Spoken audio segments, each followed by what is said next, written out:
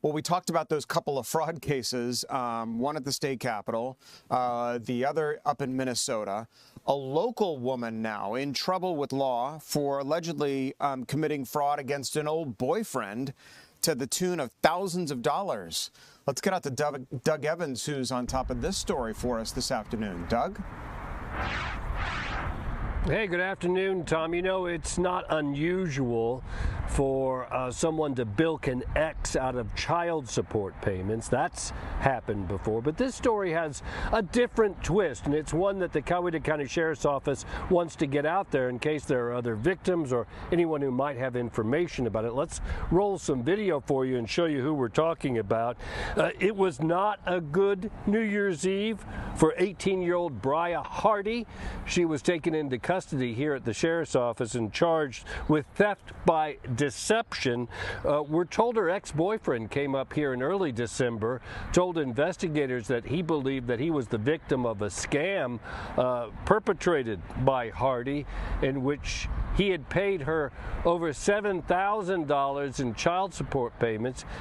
She claimed to him that they had had a child together, a little baby, and that he was responsible for helping her to raise this baby, and even sent him photographs and everything else. Turns out in the investigation that the child was not his.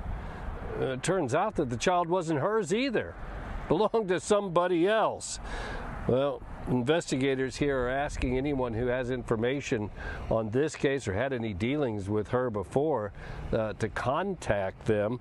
You know, as we said, fraudulently requesting child support payments from an ex is not necessarily anything new, but using somebody else's child to do it, even sending the photographs. So the Coweta County investigators want to make sure that there's nobody else out there. So if you have any information, they're asking you to call the Coweta County Sheriff's Office and share that information with them.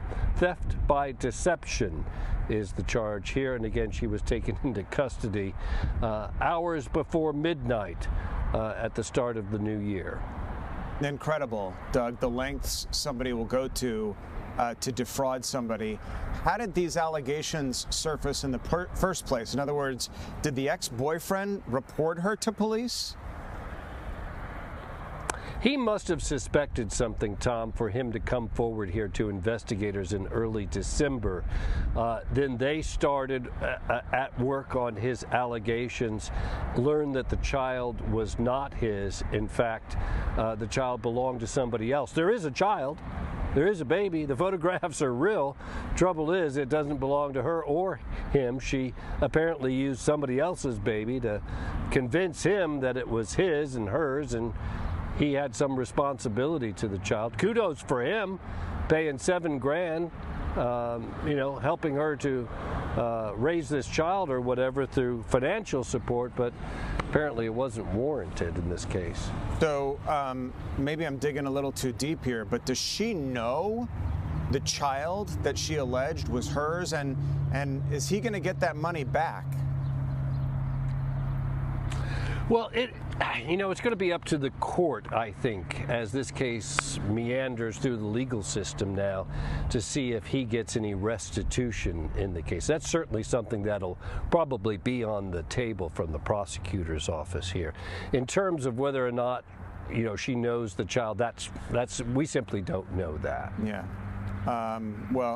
Great investigative reporting there. Doug Evans, live for us in Coweta County with the bust of this woman fraudulently claiming it was her child to this ex-boyfriend and getting $7,000 worth of his money. Doug, thanks for that.